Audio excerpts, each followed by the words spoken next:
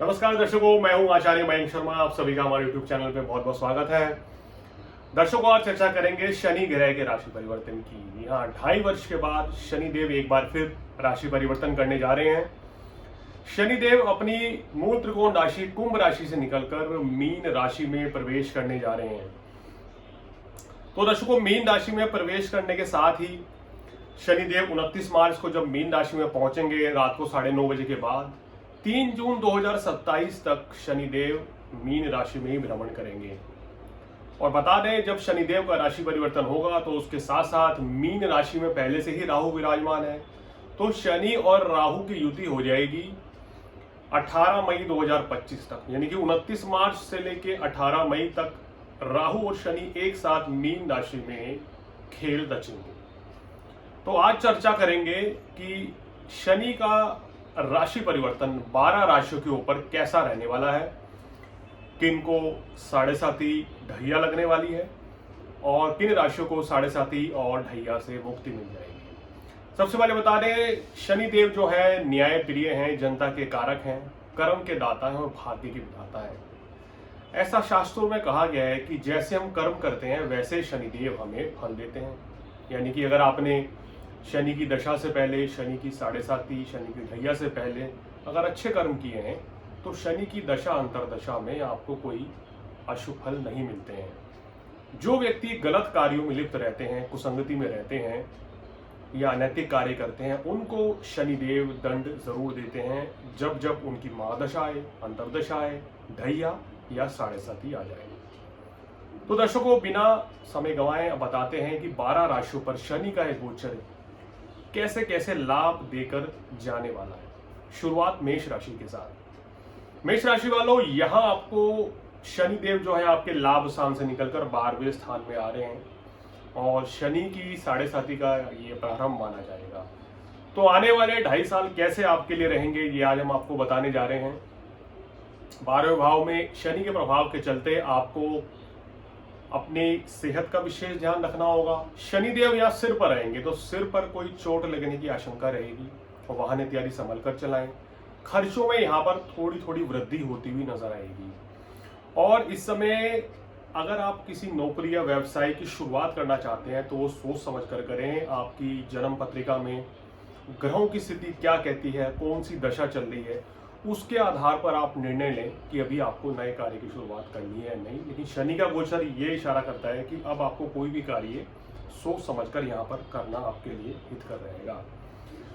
देखिए, शनि की तीसरी दृष्टि ये इशारा करती है कि इस समय किसी को धन ना दें उधार, कहीं पैसा ना लगाएं, लॉटरी जुए सट्टे से दूर रहें, अन्यथा तो हानि भी हो सकती है। थोड़ा अपनी सेहत का भी ध्यान रखें जैसे मैंने बताया, और खान पान पर इस समय आपको संयम रखना बहुत ज़्यादा ज़रूरी है। हालांकि जो लोग विदेश जाना चाहते हैं, विदेशों में रहते हैं, उनको शनिदेव लाभ भी देने वाले हैं। उनके धन लाभ में भी वृद्धि होगी और कार्य व्यवसाय में भी उनको कुछ ना कुछ फायदा जरूर मिलेगा। चर्चा वृषभ राशि की। जिनके लाभ स्थान में शनिदेव रहेंगे तो वृषभ राशि वालों, ये आपके लिए बहुत ही शानदार समय रहेगा।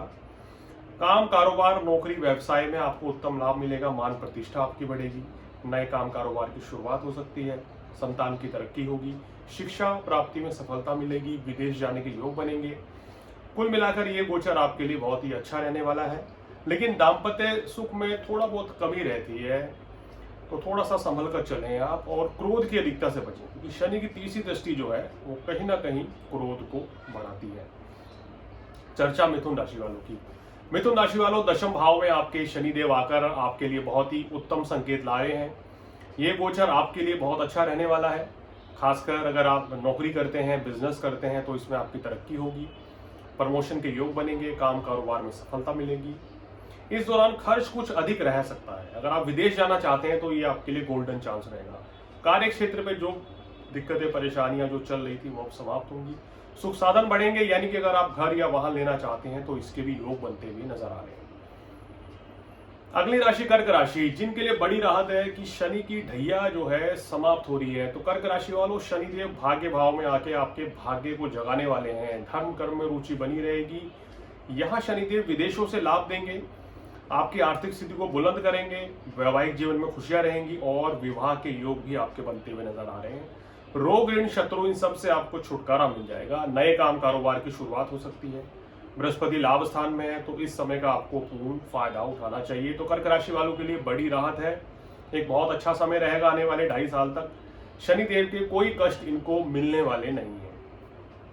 अब चर्चा सिंह राशि वालों को, जिनकी शनि की ढैया प्रारंभ होने जा रही है और अष्टम ढैया जो है थोड़ी सी कष्टकारी रहती है।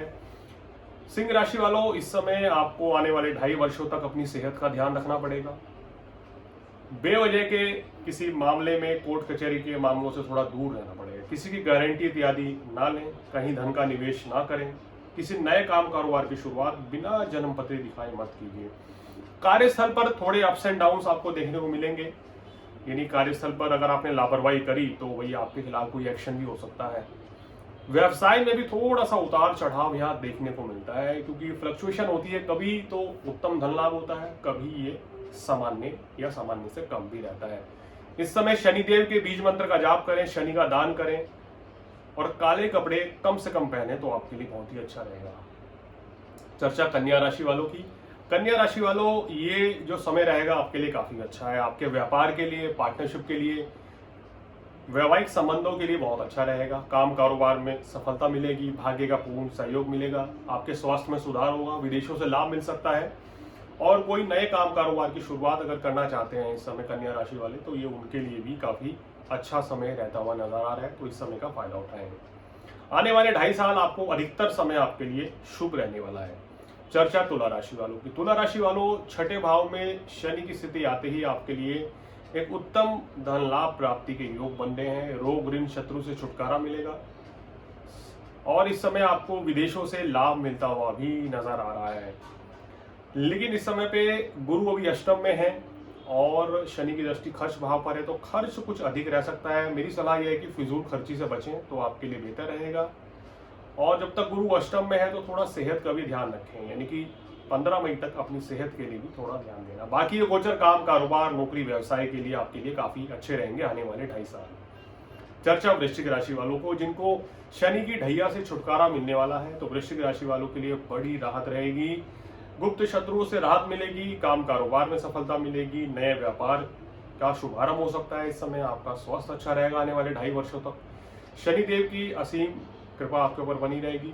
संतान की तरक्की होगी, संतान सुख की प्राप्ति के योग भी बनेंगे और साथ साथ आपका बिजनेस जो है वो बहुत अच्छा चलेगा। तो कुल मिला के 2.5 वर्ष आपके लिए भी बहुत अच्छे हैं। अब चर्चा करते हैं धनु राशि वालों की। धनु राशि वालों, शनि की ढैया आपको प्रारंभ हो जाएगी 29 मार्च 2025 से। तो यहाँ थोड़ा सा संभल कर चलना होगा।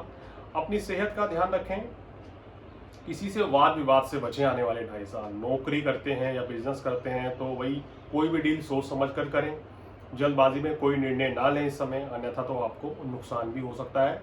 थोड़ा सोच समझ कर चलेंगे तो आपके लिए चीजें ठीक रहेंगी। कोई भी नए बिजनेस की शुरुआत करनी है तो अपनी कुंडली का अध्ययन कराएं, उसी के आधार पर डिसीजन लेंगे तो बढ़िया रहेगा। धन का निवेश करने से बचें तो आपके लिए बेहतर चीजें रह सकती हैं। चर्चा मकर राशि वालों की, जिनके लिए तो बहुत ही अच्छे समय की शुरुआत हो रही है। शनि की 7.5 का समापन हो रहा है। अब ये समय मकर राशि वालों के लिए एकदम शानदार रहने वाला है।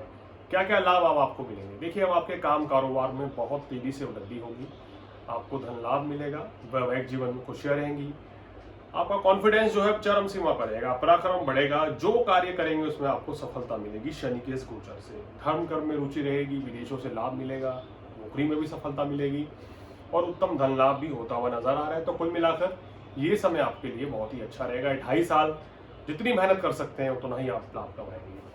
चर्चा कुंभ राशि वालों को, जिनके 7.5 का अंतिम दौर शुरू होगा, तो कुंभ राशि वालों के लिए भी वही तकरीबन 75 से 80% का जो एक इनका बैड फेज था वो समाप्त हो जाएगा। कुंभ राशि वालों को बड़ी राहत मिलेगी कार्य क्षेत्र में। कार्य क्षेत्र में जो अड़चने आ रही थी वो दूर होंगी, काम कारोबार में सफलता मिलेगी, बिजनेस अच्छा चलेगा, नौकरी में भी सफलता मिलेगी, नौकरी परिवर्तन के योग बनेंगे, नई नौकरी लगने के भी योग बन रहे हैं। आर्थिक स्थिति भी आपकी अच्छी रहेगी, मगर यह क्रोध की अधिकता से बचें और विवादों से अपने आप को दूर रखें तो आपके लिए बेहतर रहेगा। अब चर्चा अंतिम राशि मीन राशि वालों की। मीन राशि वालों, अगर बात करें शनि की स्थिति के कारण आप ही की राशि में शनिदेव आ रहे हैं, तो 7.5 का दूसरा काल आपका शुरू होगा। 7.5 के दौरान इस समय थोड़ा सा आपको अपनी सेहत का ध्यान रखना होगा। शरीर में आलस्य की वृद्धि हो सकती है, आप किसी कार्य व्यवसाय में लापरवाही कर सकते हैं और उससे कोई बड़ी गलती हो सकती है। इस चीज को लेकर थोड़ा आपको सावधान रहना पड़ेगा। कोशिश करें इस समय पे नए काम कारोबार की शुरुआत ना करें। अगर फिर भी करना बहुत जरूरी है तो उत्तम समय पर करें जब आपकी जन्म पत्रिका में कोई शुभ दशा या अंतरदशा चल रही हो। आने वाले 2.5 साल जो है थोड़े से वैवाहिक जीवन में छोटी मोटी परेशानी पैदा कर सकते हैं, तो कोशिश करें आप अपनी तरफ से कोई भी विवाद की स्थिति पैदा ना हो। धन का निवेश करना है तो सोच समझ कर करें और किसी पर अंधविश्वास ना करें, यानी कि किसी के ऊपर आंख मीच कर भरोसा मत करें, अन्यथा तो आपको धोखा भी मिल सकता है। मेरी एक विशेष सलाह है, पार्टनरशिप में इस समय आपको कोई भी कार्य नहीं करना चाहिए और अपने ऑफिस में अपने बॉस के साथ, अपने कलीग्स के साथ अच्छे रिलेशन बना के रखें तो चीज़ें आपके लिए बेहतर रहेंगी। शनिदेव के कष्टों से बचने के लिए शनिवार के दिन 5 बादाम शनिदेव को चढ़ाएं, सरसों का तेल चढ़ाएं, ओम शन शनिश्चराय नमः का जाप करेंगे तो विशेष आपको लाभ मिलेगा। तो दर्शकों, आज 12 राशियों की जानकारी दी। शनि की 7.5 29 मार्च से जिनको शुरू होगी या शनि के गोचर का जो फल मिलेगा 12 राशियों पर, उसके बारे में आपको बताया। ये राशिफल दर्शकों चंद्र राशि के ऊपर आधारित रहता है, तो उसी के आधार पर अगर आप देखेंगे तो आपको ज्यादा सटीक गणना देखने को मिलेगी। जिन भी राशि को शनिदेव से परेशानी हो रही है, कोई कष्ट, कोई दिक्कत आ रही है, तो उनको शनिदेव के उपाय करने चाहिए। सबसे पहले तो शनिवार के दिन पीपल के पेड़ के नीचे घी का दिया जलाएं, सरसों का तेल का दिया जलाएं। शनिदेव का बीज मंत्र ओम शन शनिश्चराय नमः इसका जाप करें। शनिवार के दिन काले कपड़े कदापि ना पहने और इसके साथ साथ ही शनिवार के दिन गरीब व्यक्ति को काले वस्त्र का दान करें, उनको दान दक्षिणा, खाना इत्यादि खिलाएं तो आपके लिए बहुत शुभ रहेगा। हनुमान चालीसा जैसे मैंने बताया कि पढ़ना आपके लिए बहुत ही शुभ रहेगा और शनिदेव का बीज मंत्र ओम शन शनिश्चराय नमः इसका जाप करें, शनि चालीसा का पाठ करते रहें तो काफी हद तक आपको राहत मिल जाएगी। तो दर्शकों, आज फिलहाल इतना ही। अगले एपिसोड में किसी और जानकारी के साथ आपके सामने फिर हाजिर होंगे। तब तक आचार्य मयंक शर्मा को दीजिए इजाजत। नमस्कार।